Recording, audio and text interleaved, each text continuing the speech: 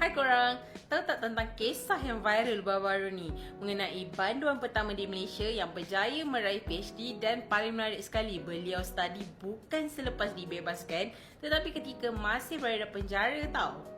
Jom kali ni kita ikuti kisah Dr. Malik Yatam yang berjaya membuktikan bahawa ilmu tiada tembok walaupun di sebalik jeriji besi.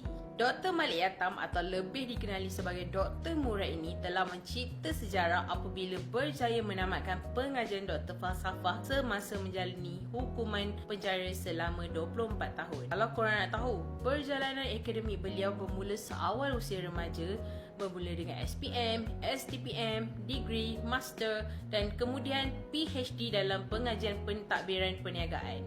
Dan semua ni dicapai dalam keadaan serba kekurangan sebab dekat penjara akses internet ni sangat terhad, kemudahan pembelajaran pun sangat minimum serta tekanan mental sangat tinggi. Kalau korang nak tahu juga, menurut kajian, mereka mendapati banduan yang mengikuti program pendidikan mempunyai kadar pengulangan jenayah yang lebih rendah selepas mereka dibebaskan. Bukan setakat itu saja, malah pendidikan juga membantu meningkatkan kesihatan mental, disiplin diri dan keyakinan serta menjadikannya bukan sekadar proses akademik tetapi satu bentuk pemulihan. Dalam konteks ni pula, kejayaan Dr. Malik bukanlah secara kebetulan tetapi selari dengan dapatan kajian bahawa pendidikan adalah pelaburan sosial jangka panjang. Jadi, kalau ada yang cakap pendidikan tu tak penting, baik korang fikir lebih rasional lagi sebab dalam Islam pun ada cakap bahawa ilmu tu adalah asas utama tau. Baru-baru ni juga Dr. Malik turut aktif menyumbang pada masyarakat melalui keusahawanan tani,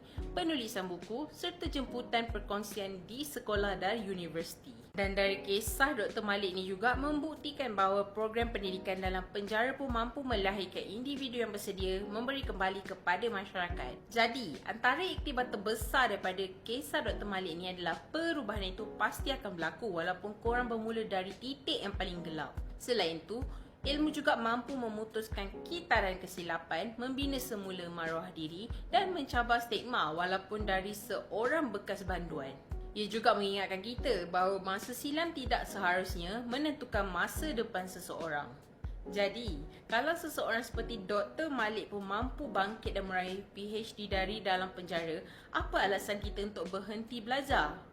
Itu sahaja untuk Remaja Facts kali ni. Bye!